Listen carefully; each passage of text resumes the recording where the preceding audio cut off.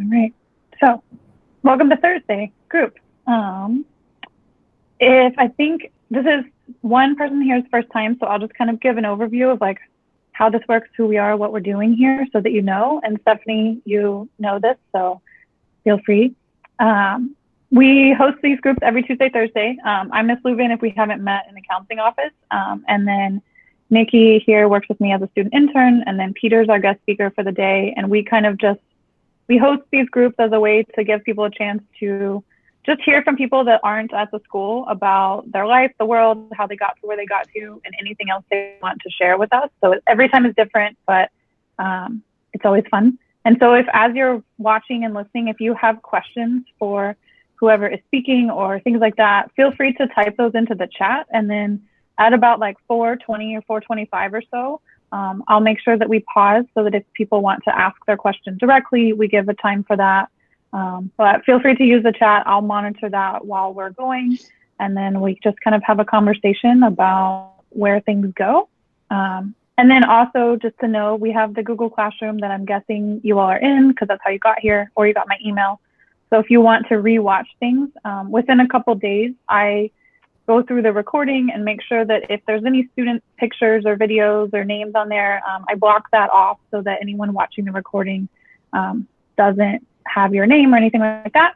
And then you can share these recordings with other classmates or friends at Barlow that missed out and maybe wanted to be here. And yeah, and also if you have to go before the end of time, feel free to drop a note in the chat or just take off to wherever you have to go next. No worries. And yeah, so our guest speaker today is Peter. He's joining us from, I think, Seattle, maybe. I can't remember. Enough. Yeah, he's joining us from somewhere other than Barlow. And he has some exciting stuff to share. So I'll let you introduce yourself and then we can just kind of go from there. I don't want to steal any of the exciting surprise, but God, there's so much of it. I'm Peter Baker. Right now, I am a professional writer and ghostwriter. Which, for those of us who might think that means you write ghost stories, tell us more about what being a ghostwriter is. So ghostwriting is when somebody who either doesn't have the time to write things or doesn't want to do it themselves for whatever reason, they'll hire somebody else to do it as them. So if I do that, I don't get any of the credit and they get all the credit, but I still get paid, and that's important. And there's a good chance if you've ever read a famous person's autobiography that they did not write it themselves. They probably talked to somebody for a long time, and then that writer compiled it and made it into some sort of cohesive story that they then sell to the world. Yeah, that brings up, I have some questions that I ask everyone that I'll jump into, but before I lose it, I'm curious, do you have a favorite person that you've gotten to tell their story? Well, I mean, most of it's just boring stuff because in the industry I usually started out writing in, it was the fitness industry, and a lot of people are big dorks and they have no personality. They're really smart though. They just don't have the flair for theatrics and entertainment. I have both because I'm hashtag blessed like that. And so a lot of that was just, just taking science and making it fun because in general, I mean, if we look at what the CDC says, they're failing at it miserably, even though they're technically correct.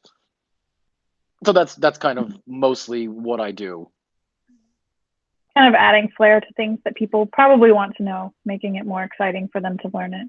Yeah, and also taking it and a lot of times when people get really bogged down into highly technical topics, it can be pretty difficult to make it accessible for anybody, and I also help with that to a large extent. Yeah, I find that especially today, like the topic of mental health can probably be in that. Like it's a thing that we all have. We all have a brain. We all have difficult days, but it can be challenging to know how to explain that in a way that everybody can access, everybody can understand, and everybody feels like they're not broken, because we're all broken to some degree, but we're all just human. And depression, anxiety, all of these things are real. Which kind of jumps me to my first question, sort of. How would you define the word resilience? I don't know. I always think of like a rubber band snapping back into place before it gets to that detrimental point where it breaks. Mm-hmm. Yeah. So as a person, like, what would you say feels like, well, that's not a great question. What would you say resilience feels like, or how do you know that you are a resilient person? You really don't And know then until maybe you not come out. you, but had, yeah. You really don't know until you come out on the other side. Mm-hmm. But during that stretching period, it could feel like crap. Mm-hmm. Yeah. And I feel like that's what I've been hearing a lot from people the last year, like teenagers and their families. Like, it's definitely like, we're just like, how far can we stretch? Like, how far can this rubber band stretch before it breaks? And not really knowing where that point is, where you're at the edge and it will come back, hopefully.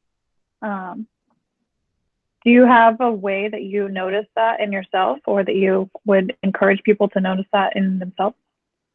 I usually, when I get to those points, I usually tend to get pretty irritable.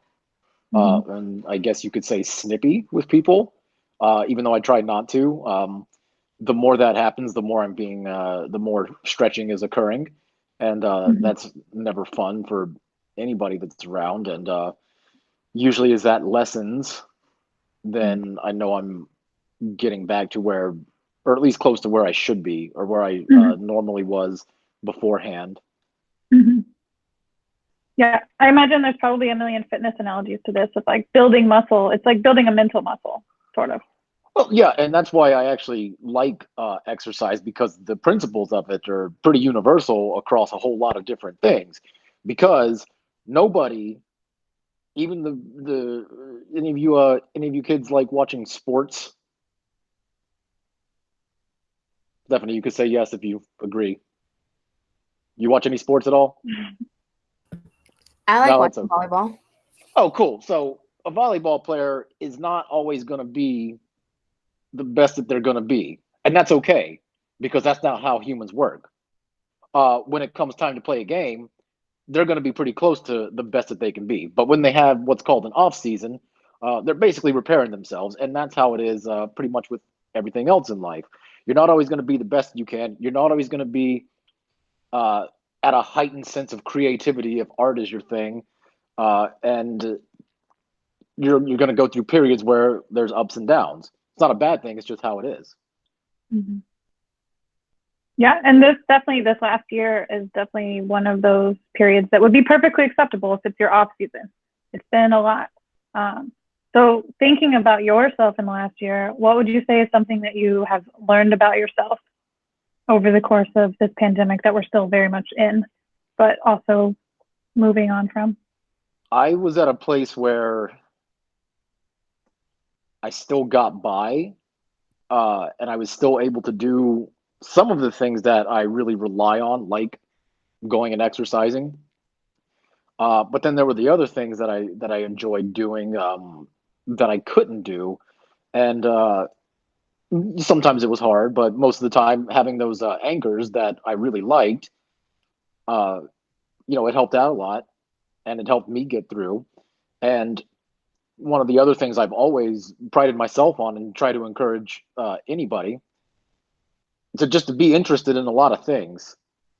Because when I couldn't go out and hang out with people, or when they closed the gyms down, that was pretty terrible. So instead of trying to scramble and make something fit into the literal square peg of my apartment, and do at home workouts or whatever people were doing, I said, you know what, I'll do something else. So I wrote a novel.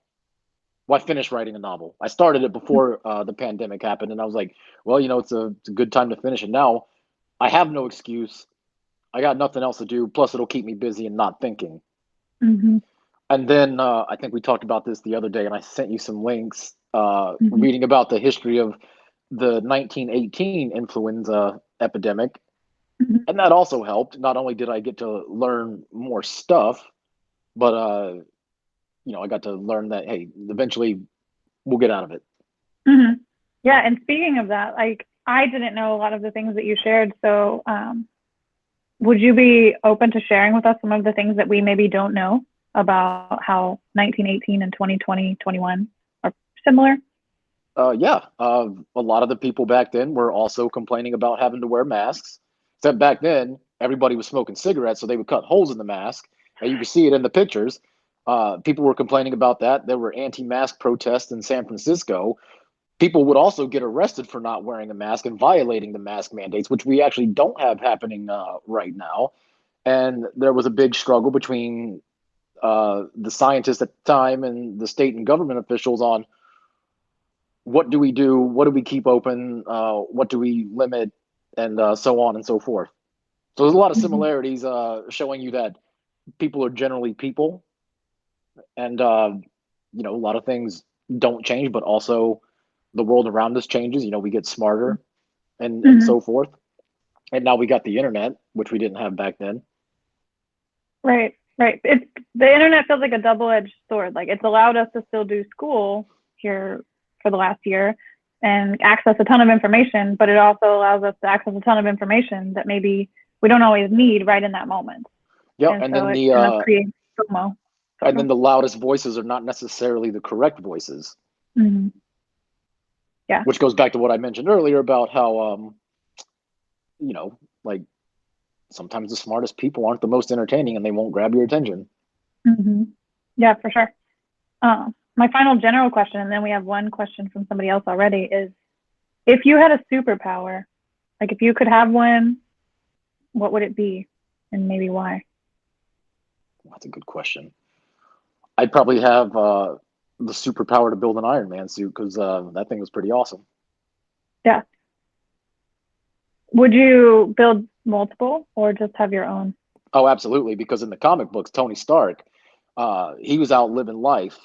And this is kind of why I like him more than Batman, because Batman pretended to be uh, the person that he said he was as Bruce Wayne.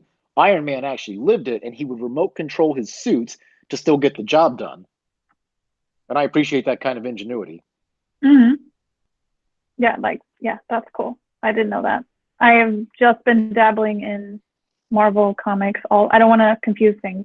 All of that realm is new to me, but it's fascinating. So, let's see. What types of books did you like to read when you were in high school? And then following up with that, what are your favorite books to read now or influences? Not a lot's changed from high school. So, I was a bit of an offbeat student back in the day because I really didn't like. And this was mostly towards my middle school experience. I really didn't like how they ran things, and I generally wasn't impressed with. This doesn't make me sound too egotistical, does it? I did not No. like I did not like the middle school experience overall. They didn't. The teachers weren't. You just tell they were tired because the school I went to they had a lot of stuff to deal with. They had a lot of bad attitudes to deal with from kids and parents, and so I got into a little bit of trouble. I'd have to go to ISS, and that's when it was great because that's when I would spend time doing all the reading, and I was Mm-hmm. actually able to section off how I wanted to get my work done. But whenever I had the downtime, even though they didn't like it, I would sit there and read a lot of fantasy books, a lot of science fiction books, and a lot of that is still the same today. And ever since I got out of college, I wound up getting a degree in religious studies. So I read some stuff on that because that's still a lot of that stuff's pretty relevant today with what we see going on in politics and the world. Someone is curious, like, what was your experience like writing, whether that be your novel, which I imagine writing your novel is different than some of the traditional or the other writing you do. So tell us The more. uh, so the important thing to remember, uh, if any of you are into creating stuff, it's still a skill. It's also very much like playing a sport or exercising. It's very much a skill that you can get better at. So with the nonfiction stuff, like all the fitness stuff I did, I can do something in an hour. It'll be maybe not the best by my standards, but everybody else will like it, and I can get I can get paid for it, and I think that's pretty important. The getting paid for it and everything. But the novel was different because I'd never written any fiction before, especially not something talking about over 50,000 words. So that was pretty terrifying. And I really didn't know what I was doing, but you got to learn things sometimes. Same if any of you play musical instruments or you joined choir or anything like that. You don't know how to sing, you don't know how to play the guitar right when you go in, but you figure it out and you get better by the end of the year. And so that was the same thing with the novel. So I enjoyed writing it at the end because I was better at it. And then I started writing a sequel to it. And that came much easier because I put in a lot of hours building the skill. And as someone who, I'm a very logic-minded person, so the idea of writing fiction sounds terrifying. Is your process different for writing fiction and nonfiction? I mean, there's a lot of overlap. I should probably actually apply this to the fiction and actually sit there and outline it. But the outlining's pretty important. And then once you have that or a general idea, you just kind of go from there. I don't really have a process. A lot of people think you got to write every day. I don't write every day. I don't think everybody should write every day if they don't want to. And the medium also matters a little bit, but not as much as people think. Like some of my best stuff lately has been on Instagram. Mm-hmm. And that's like short form stuff. Yeah. So kind of just like following where your mind needs to go in that moment, in that day, on the platform you're on. Yeah, and it also serves the audience because if you are a creator, like every musician has an audience, every sports team's got an audience, and you want to make them happy too, and help them out. Yeah. So as a ghostwriter, like how do people hear about you and your talent to book you? Because you're kind of I don't know what superhero that would be considered, but you're very behind the scenes, but also, yeah. It's weird because a lot of the people that I've helped out wound up putting a little bit of a credit on there, like so and so wrote this with, and then my name's there. So that's kind of usually what'll also happen. So they'll find it that way, or somebody else will ask them, and they'll say, "Oh, go talk to Peter Baker," and then they'll say, "Hey, can I give this person your phone number?" And I'll say, "Yeah, sure," and then we talk. So it's a lot of networking, which yeah. If you had to connect that to high school, like what would a high school equivalent of networking be? Or how did this show up for you when you were, say, in middle or high school? Because these skills, I imagine, existed. I don't know if I could answer that directly, but I was a bit of an outcast in high school, and I hung out, but didn't really fully fit in with a lot of different groups. So I got good at talking to everybody, from the dorky theater kids, which I was a part of, to the music kids, because I was in chorus, and so, we got to go on field trips, and occasionally I hang out with the sports players sometimes too. So I got to hang out with a wide array of people, and maybe that actually helped me be able to communicate with a wide array of people at different levels. I don't know, but I would say it probably did.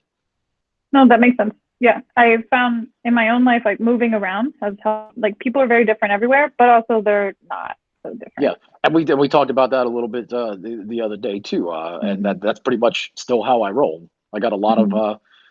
It's always neat when I come across somebody on the internet, and it's like, hey, how do you know this person, but also this person? Yeah, and that it's all happens just kind pretty of frequently. Spider web. Yeah. So, do you have a favorite book that you've written? If so, why that one? The first book that I did was a co-authoring situation. We wrote a book on how to prepare for a bodybuilding show, and all the things that entails when it comes to how you're supposed to eat and all that stuff, and how you're supposed to tan yourself and everything. And that was the first one, and I think in a lot of ways I enjoyed that the most because it pretty much took my life to the next level. What do you mean by that? It severely bumped up my income, gave me the opportunity to, after my ex-girlfriend and I split up in late 2017, I said, you know what, maybe I should move to Washington State. And I had the opportunity to do that because of that book. That's cool. Yeah, those like catalyst moments that just open doors and you're like, I guess I'll walk through. See where and then the person I co-wrote it with is even more internet famous than I am, and they it gave me exposure, and then other people found me for some of the ghostwriting projects and so on. Yeah, that's cool. A question we've asked, because we've had a couple people that aren't local to the area, but I'm curious, what is your favorite thing about where you live and why? That can mean your physical space or the town or something. Seattle's pretty good because it's got a lot of the mountains. We didn't have Mhm. that back in Florida. We had like one big hill in some rural area. Also, lots of good Vietnamese food. Cool. Let's see. High school question. Thinking back to Peter in high school, what was a meaningful experience that taught you a lesson that you maybe didn't realize at the time, but now you do? Yeah, that's a good question. I'll have to come back to that one. I got to think about that one. Okay. Yeah, I mean, I have another high school question that's maybe similar, like something you had to overcome in high school and how you did that as a young person. Well, I overcame some shyness, but that's because I joined the theater and auditioned for plays because I thought it'd be fun.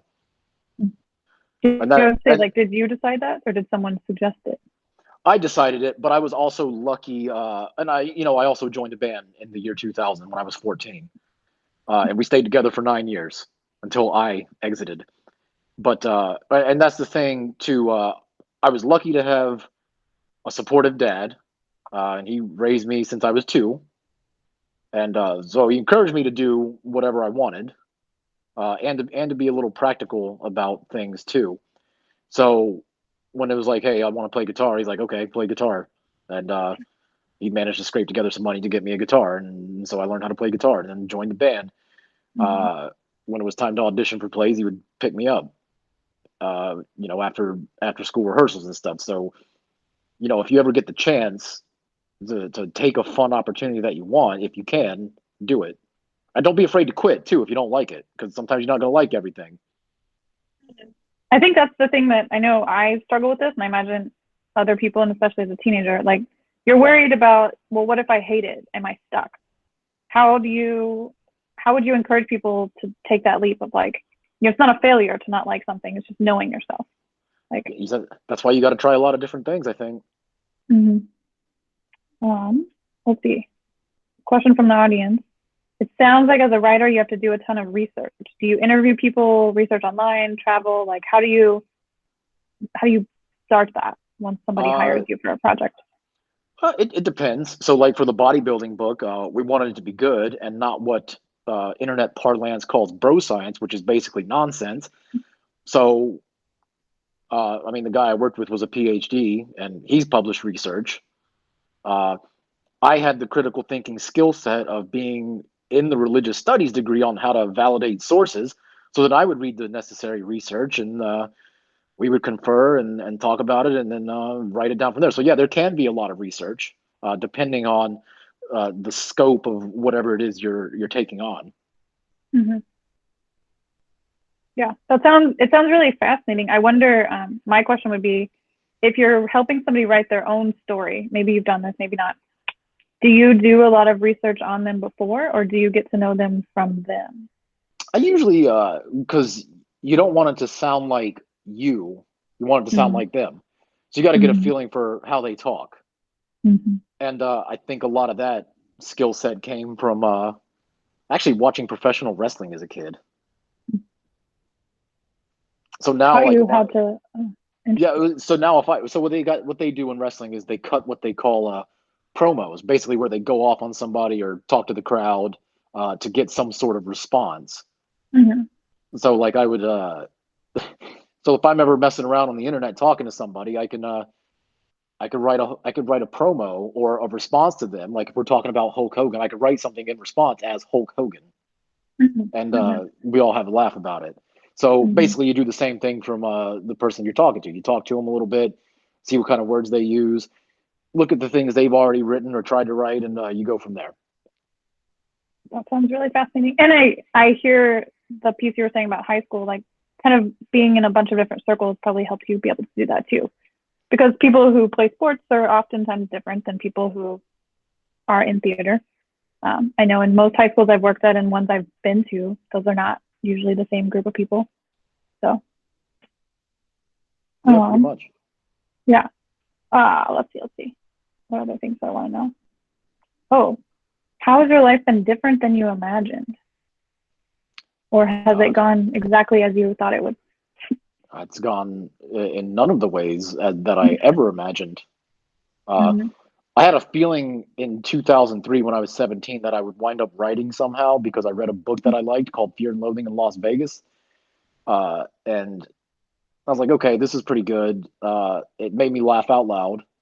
I was like, okay, I can maybe do this. So I had a feeling that would come into play at some point. I started college as a theater major, and then I switched over to music, and then I finally switched over to the religion degree.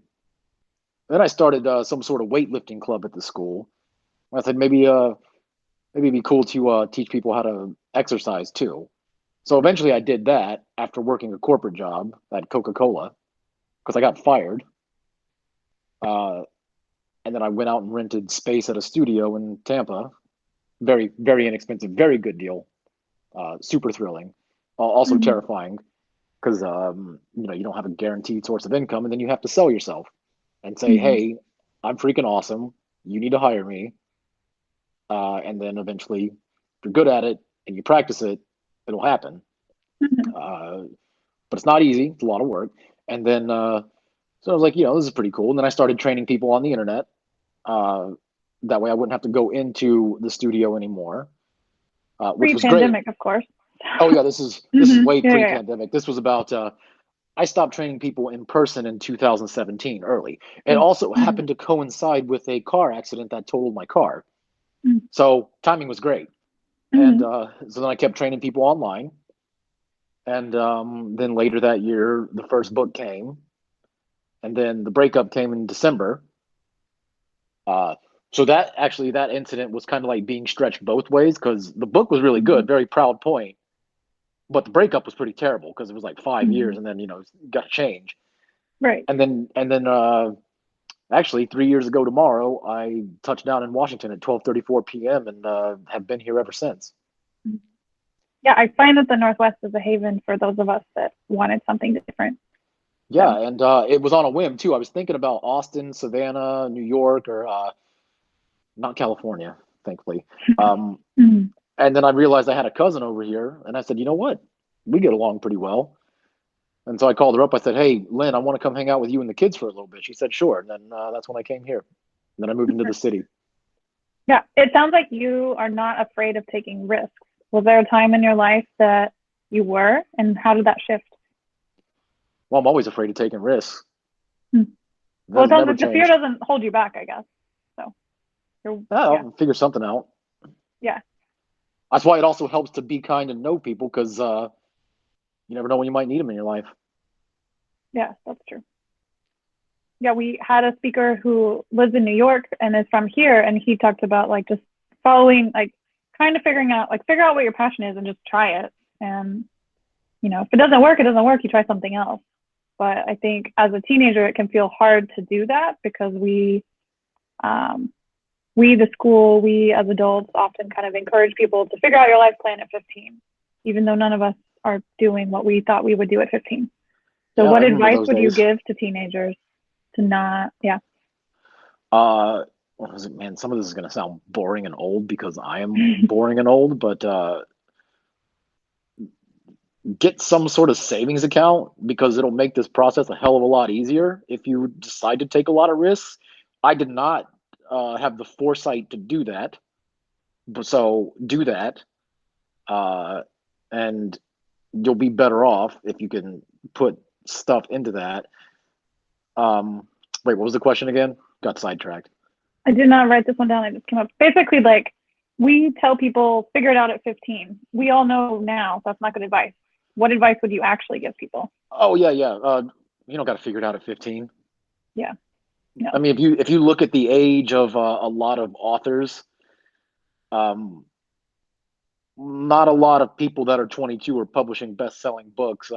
J.K. Rowling hit it big when she published hers, and I think she might have been like in her 30s around that. And even then, that's not being 22 fresh out of college and doing it. Mm-hmm. She also tried a lot to make that happen, and eventually it worked. Mm-hmm. Yeah, which is So kind of resilience and kind of like just try and try and try, and then eventually it works. well, yeah, and then the process too for that is when you finish a piece of fiction like Harry Potter, she got rejected because people didn't like it. They didn't think it was. They also didn't think, or maybe they did like it, but they didn't think it was going to be marketable. Uh, of course, they were massively incorrect because look at it now. But so when you're doing something like that, you also have to take into account the opinions of other people, and it's a very subjective thing. Not everybody's Yeah. going to like what you do. You don't want everybody to like what you're going to do. Right. So we had a speaker who he talked about like finding whose voice matters to you and listening to those people and kind of either tuning out or just realizing like there will always be people that don't like it. Yeah, and So.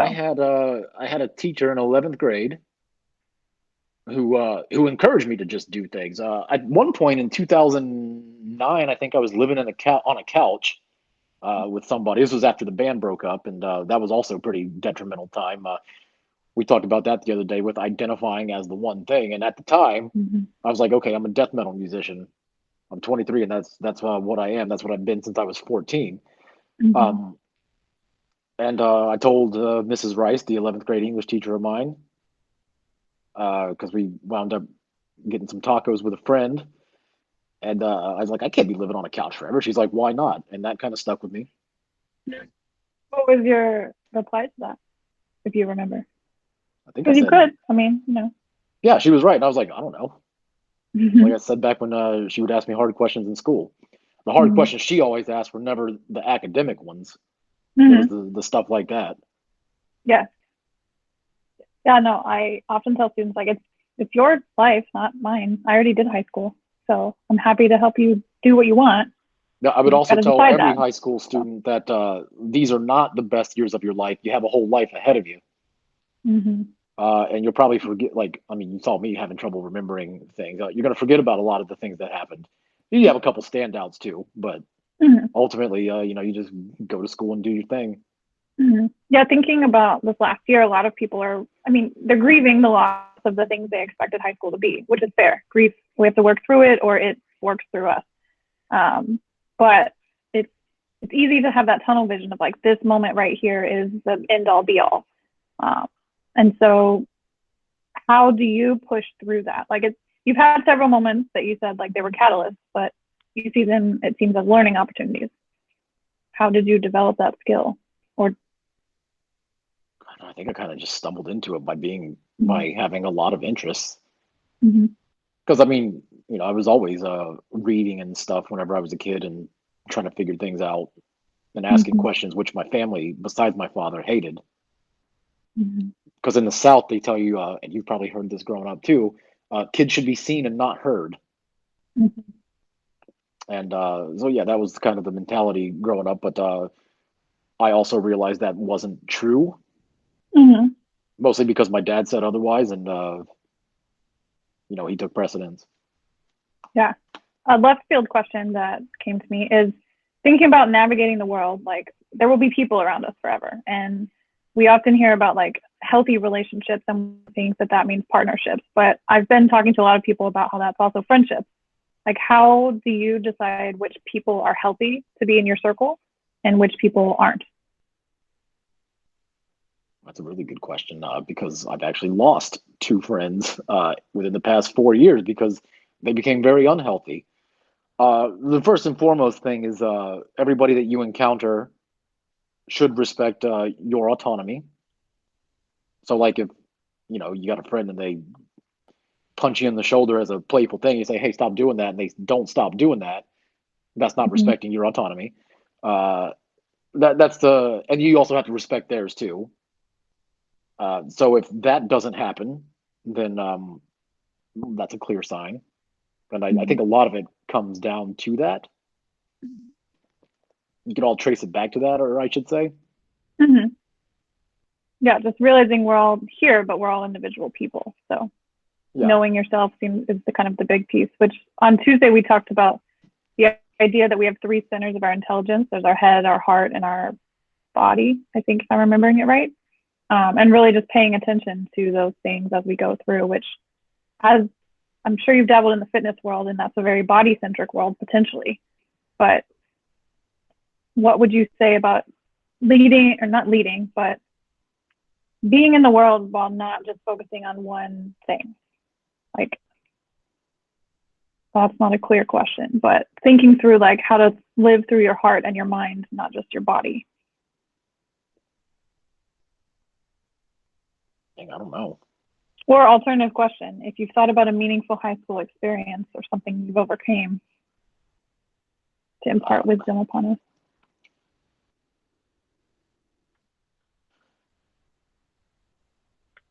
I think any given incident that happens in your life, if you can pause and think about how it's going to be 5 years from now, and evaluate how it's going to be 5 years from now, even if you're right or wrong, I think that can help you out a lot.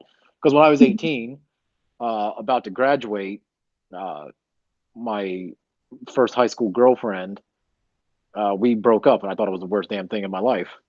We get along great now, and it's fine. And but at the time, it was sad. But back then, I would have said, "Man, is this going to matter in 5 years?" And it wouldn't have. Yeah, and do you find that that 5-year timeline still holds true as an adult? Yeah, pretty much. I mean, like, I mean, it doesn't have to be 5 years. That's just kind of like a random number that I came up with. And then there's a lot of factors that come into it because I've never been married, but other people have been married. So if they get a divorce, that puts a whole lot of other consequences that they have to think about for 5 years, and some of them will matter. And then if they do matter, those consequences, you got to say, okay, how is this going to matter? Yeah. Less serious question, but in writing, I imagine you enjoy storytelling, and another medium of storytelling is film. Do you have a favorite film that you would recommend people that you watch over and over again, or that kind of teaches the lesson that we should all learn? James Mangold's 2017 classic Logan, which is a film based off of the Marvel superhero Wolverine, played by Hugh Jackman. And it was the film debut of Daphne Keane, who is now in His Dark Materials on HBO. She's fantastic, and her first movie ever, she got to work with Patrick Stewart and Hugh Jackman. How cool is that? Oh. Yeah, that's probably one of my favorite movies, and I watch it pretty often. And also 2009's The Wrestler with Mickey Rourke, directed by Darren Aronofsky. I have never heard of either of these, but I've gained a lot of movie recommendations from this group, from speakers, students. Yeah. Did you ever watch the movie Black Swan? Natalie Portman? Don't remember. I've seen it on a list of movies I intended to watch, but I don't know if I've actually watched it. You should. It was supposed to be initially in his vision, The Wrestler and Black Swan were going to be one joint story, because they're both about two different types of people sacrificing their body and their health for something that they love, and putting their passion into their art. And passion literally means suffering. So yeah, they were suffering for their art, and one was ballet, one was professional wrestling.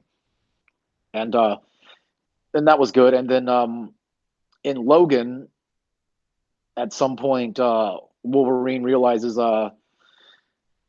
maybe I need to not be the same person I was in the past and be a better person. And he becomes a better father to his, not technically his daughter, but his genetic clone that they raised in this lab. And very heartwarming at the end. Would you say that suffering for your passion is wise, or something to steer away from?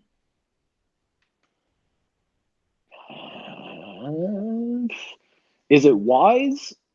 No. Like, and if you know that you're doing it, is it something to kind of counter away from? No, but also not no. Because if you really love something, you're probably going to do it anyway, no matter what anybody tells you. Right. We're all pretty stubborn about the things we love the most. So. Yeah, and I think another important thing too to having multiple skills is knowing that you can take a break from something and then come back to it and not wreck yourself in the process. So I think for me, though I do love the things that I do, I think I'm not going to be in that deleterious of a place if I decide to pour all of my something into it, because then I could chill out for a bit. Yeah. Kind of cycled through a lot of the things I had questions. If you are here and you have questions, go ahead and feel free to type them in the chat if you've been holding on to them. And if you have other things that you want to make, like if you could tell teenagers anything after this pandemic, what would you tell them? Like, yeah. I would say, it seemed like it was a long time, and it kind of was, but you still have your whole life ahead of you, and there are going to be ups and downs. So we're probably due for a big upswing in fun and jubilation whenever we reach the herd immunity. If history's any indicator, which it kind of was. Yeah, I found that really helpful once I started learning more about the 1918 everything. Like, yeah, dark is just before the dawn is a saying that seems to apply here, hopefully. So. Yeah, I would say it does. And the same goes for individual high school experiences. Yeah, I think it can be really easy to get stuck in, like, if high school doesn't go well, assuming that those patterns will continue to repeat. But I know I often talk with people about after high school, you do have a lot more freedom. You have a lot more responsibility, but you have a lot more freedom where if you want to geographically relocate or redefine yourself outside of the people you live with because you move, you can. It sounds like for you, you've always been able to feel yourself, for better or worse. Yeah, pretty much. But has there ever been a time that you've had to kind of like just wait, like know that I can't pursue this passion or project or a piece of my identity right now, but I can in the future? After I moved here, the book was taken off and I was doing pretty okay. I didn't really have any projects to work on. Plus, my mental health was pretty terrible at the time because of the breakup and the things that she and I collectively did in that relationship. And, I was going to therapy and everything. So I was in that position to where I could take a lot of time off and horse around and have fun. And most of the time it's just a lot of sitting around and reflecting and whatnot and exploring the city, which was nice. Speaking of therapy, would you say that therapy is something that has profoundly positively impacted your life? Absolutely. How would you suggest we work towards more people being open to it instead of seeing it as a place for broken people? I mean, it goes back to fitness. I tell everybody, like, yeah, I train people, but I still have a trainer. I don't need to spend the time figuring that out for myself, because if I don't spend that time, then I could focus it on things I would rather do, as opposed to sitting there sorting out what workouts I want to do. Plus, if I had my way, I'd leave a lot of blind spots that somebody else could see, which is what the therapist is. It's like a coach, but instead of for physical stuff, it's for mental stuff. Yeah, I often tell people, like, it's a person that's not your family, not your friend. They don't have an investment in your life. They're just there to, point out the things you're wanting to ignore or things like that. So. Yeah, and it's great. And a lot of the things that I try to talk about now are geared towards especially the men folk out there, because some of them are pretty out there in many ways. They need a positive light in their life. Last thing I wanted to think about before I open it to anyone else, you mentioned the other day that you used to teach middle school guitar. All ages, but there were a lot of middle school, high school kids. Okay. What's a fun story or something that surprised you about that role in your life? God, this might make me sound bad for laughing, but the kid was fine when he fell. He was just in the parking lot and he tripped. But he was running in after the rain, and he had this V-shaped guitar. And luckily, it wasn't that expensive either. He was running in so excited to come into lessons. he fell and the guitar broke. One of the things on the V broke, and I mean, I feel bad for laughing, but it was funny. And the owner of the shop replaced the guitar for free, and the kid was okay. So no harm, no foul. But I mean, that was pretty funny. It's definitely a story both of you probably remember forever. And the kid laughed too. And there was a couple other ones too. I remember this one kid come in. He heard me playing the piano, so he wanted to take piano lessons. I said, sure. He says, no, I want to learn how to play that song. And I was playing Moonlight Sonata, which is not the easiest song in the world to play. And but before all that, there was this guy who worked behind the counter, very short fuse, very exasperated all the time, young guy, and this kid, this kid goes up to this because they always kept the cellos in the store detuned, so you don't want the string stretching the neck all the time, and so the kid goes and starts tightening up the strings, and I'm just looking at him, and the other guy behind the counter is looking at him, and I thought the other guy had it handled. I don't mess with the cellos, so I'll let him mess with them. That's his thing. Kid keeps turning the knob, and the cello string breaks, and you can see the guy behind the counter. His face was getting so red; he was so pissed off. And oh god, he kept his cool and finally fixed the cello. And the kid, and the kid's like, the string was loose. I was just trying to tighten it up a little bit. It was how Trying to solve a nonchalantly, problem he thought was a problem. and as nonchalantly as he said that, it just made me die laughing. Yeah. Yeah, I think curiosity, it can be powerful or create stories like this. And the cello was also fine. Yeah, I'm sure. Yeah. Well, does anyone have any fun questions for Peter? Yeah, I came up with one. Cool. What's up, man? I wanted to ask if you've ever played a game called God of War 4? No, I have Or not, heard of but it? I am familiar with it, but I have not played it. I'm less of a video game guy. Well, the reason I bring it up is because when you talked about Logan, that movie kind of has like some similarities with the storyline of that game in terms of like wanting to be a better person and trying accepting your past and moving on from that. And I just thought that I think you'd find it interesting if you ever stumbled across the story somehow. It's really good. Yeah, I'll take a look at the summary later, but that is also a common theme in a lot of stories. I mean, you've seen Star Wars, right? The old Star Wars? Yes. Yeah, same thing. Luke becomes a changed person at the end of Return of the Jedi compared to where he was before. Um, have you, can I talk about Jesus in a secular way? Mhm. Jesus becomes a different person when he saves himself, when he saves humanity by sacrificing himself. The same for the Buddha when he's sitting under the tree and he finds enlightenment and reaches nirvana.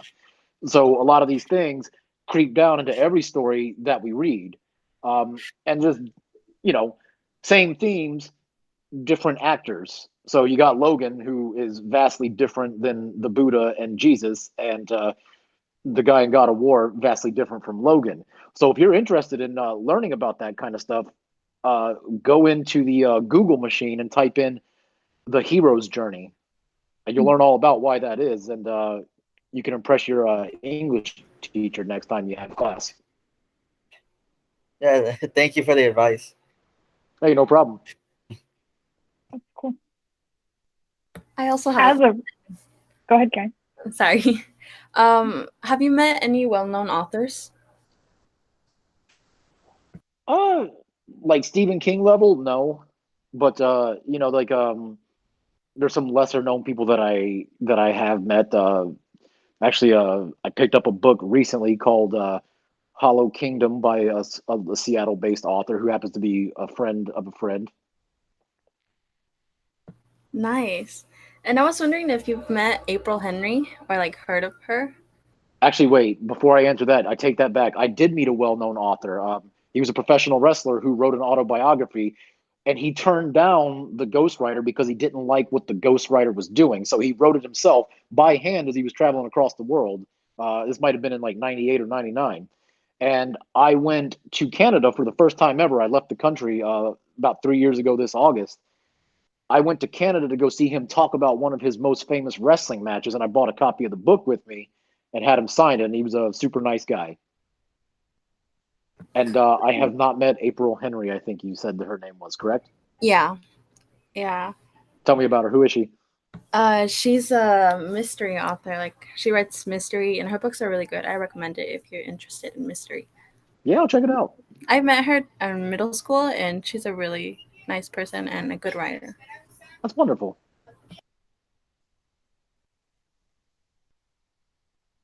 How would you define the phrase good writer? I feel like that's a very subjective thing, but I'm curious, like, I've heard some people say a good writer is someone who writes and believes in their own art. And I have a friend who likes things to be grammatically correct and says a good writer is someone who can write long stories well. So how would you define it? I mean, both of those could be correct. Oh, wait, are you asking Karen or me? Either one. Yeah, I'm curious, Karen and Peter, how would you define that? I would define it by she always researches her topics before she does it. Like, for example, one of her most popular books is oh my gosh, I forgot the name. But the sequel is Count All Her Bones, and it's about a blind girl who's kidnapped, and she tries to fight her way between her captors, and like to know how someone who's in that situation who is blind. April Henry researched, and I like how she like talks. How do you say it? She knows what she's talking about, and I really like that about her. That's good. I would say that is definitely a component of goodness, especially if you need to do research based writing.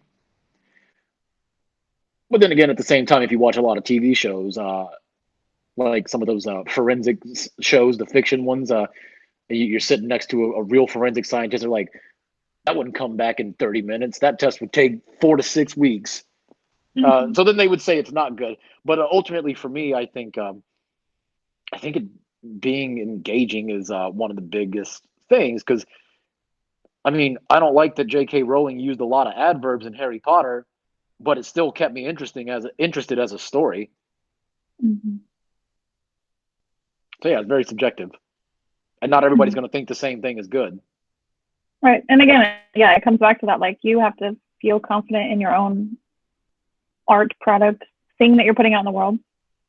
So, and you might surprise people. I shared in before, there was a girl I went to high school with named Taylor who had a free Walmart CD release party.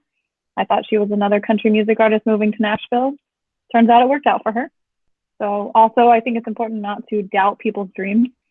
They might become Taylor Swift, and you might feel kind of silly for doubting someone's creative ability. But yeah. Is there a time? I'll hold that question. Never mind. Let's see. In the interest of time, is there anything else that you would want to share with us? That I'm surprised nobody asked me about the death metal band. I mean, I was curious, but I wasn't sure. Tell us. I don't know anything about death metal, so I wouldn't know how to ask about it. It's an extreme form of heavy metal based off of thrash metal, which we know from bands like Metallica.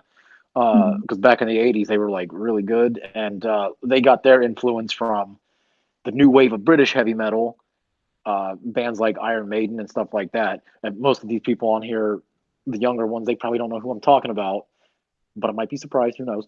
And then before all that, the blues and the rock and everything, and the jazz that are uniquely American music form, courtesy of all the black people in the Harlem Renaissance and everything. And then it became an extreme form of heavy metal. Tampa happened to be the death metal capital of the world, so a lot I of would death not have metal guessed that ever. Well, very, very hot and muggy. Lots of teenage angst, all that together makes it pretty well. And so we started this band in 2000, and it's still going on. The other guitar player not the best person. He's pretty nefarious. Still kept it going, but that's the reason I quit in 2009. Thinking of now versus maybe, I don't know, 15 years ago, many people, especially teenagers, tell me the world feels crazy and overwhelming and like there's always something bad to be found. Do you feel like that is an accurate description, or that we just know more because of the internet? I mean, there's always global strife. We had a pandemic 100 years ago. We've had threats of pandemics in the past 15 years with Ebola and SARS 1.0, and then there was AIDS in the 80s. Honestly, if I had to choose an era not to live in, it'd probably be the 1960s. Things were not good in the 1960s. So it depends on, and this is why I like the studying of the history, because I could look at all the facts and figures and say, there was only 500 homicides in New York City last year compared to thousands in 1990. So objectively, a lot of things have gotten better. It also depends on what sells. This is the downside of being entertaining. Bad news sells, and bad news screams the loudest, and then the people read it, and then they share it, and that's how you get viral content. Do you think there will be a time when that can be interrupted and positive content will sell as close to as well as negative or other types of content?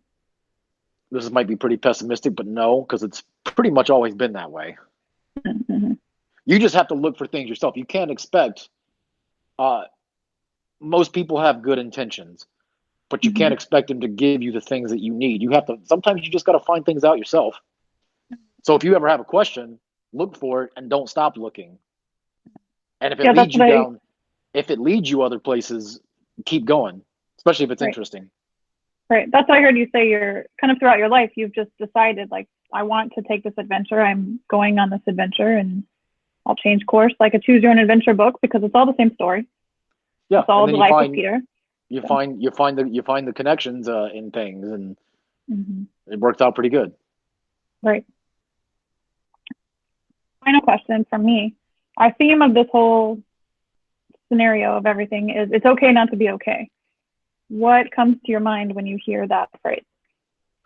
No offense, but a lot of bad internet memes. But I mean, it's also true. Not, like I said, you're not always going to be in peak condition, whether that's a physical peak condition or a creative or mental peak condition.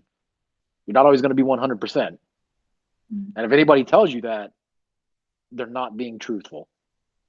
Yeah, there's a lot of lessons from Disney. Like, just keep swimming. It will go somewhere. Yeah.